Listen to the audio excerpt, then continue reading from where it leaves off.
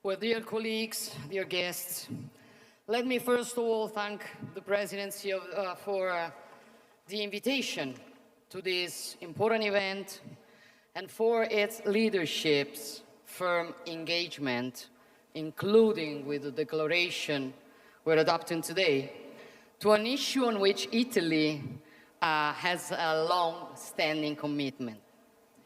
As the United Nations, recognized by choosing to host the headquarters of the UN Food Systems Agencies in Rome, and as demonstrated by the recent UN Food Systems Summit that was held in July in Rome.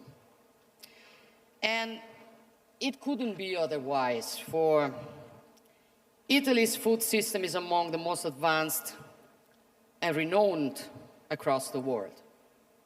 I'm thinking, for example, about the principles of the Mediterranean diet that do not only belong to Italy and the Mediterranean, they belong to all the world. We are aware of how precious our know-how can be for others as well. So that food security for all is also one of the strategic priorities of our foreign policy. This is why a very substantial share of our Mattei Plan for Africa, which is a project based on collaboration on an equal footing with the African continent, is directed to the agricultural sector. But our aim is not to do charity. For my idea is that Africa doesn't need charity. It needs something different, which is the possibility to compete on a level playing field. So we need to help the continent prosper on its own resources, and Africa holds, among other things, 65% of the planet's arable land, which with adequate technology and adequate training can ensure self-sufficient food production and economic growth.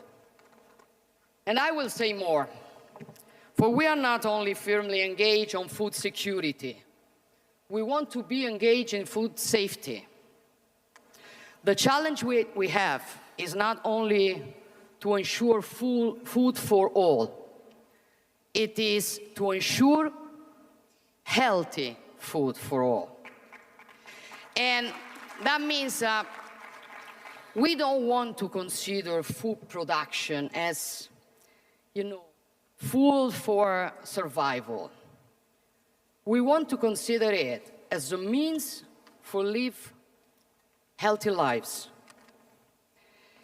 And the role of research is essential in this context. But I want to state it clearly, not to produce food in laboratories. And perhaps move towards a world in which the rich are able to eat natural food, while synthetic food is directed to the poor, with impacts on health that we cannot predict. This is not the world I want to see. The world I want to see, dear Elizabeth, is a world in which the bond that has united land and humankind, work and nutrition across millennia is preserved, and research is able to help optimize that bond, ensuring disease-resistant crops resilient to climate change, but also devising ever more modern and innovative agriculture techniques able to improve both quality and quantity of production and reduce negative externalities such as excessive water consumption. That is what we are engaged in. Adequate resources must be dedicated, obviously, to the climate food system nexus, and this is among the aims of the €4 billion Italian Climate Fund, of which 70% will be directed towards the African countries.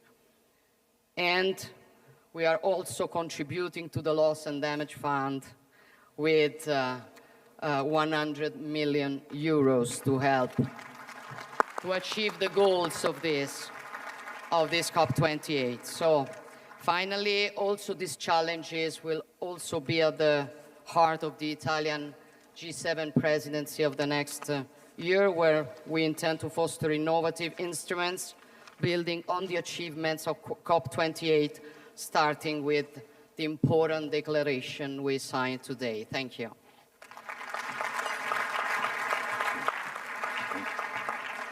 And now, ladies and gentlemen.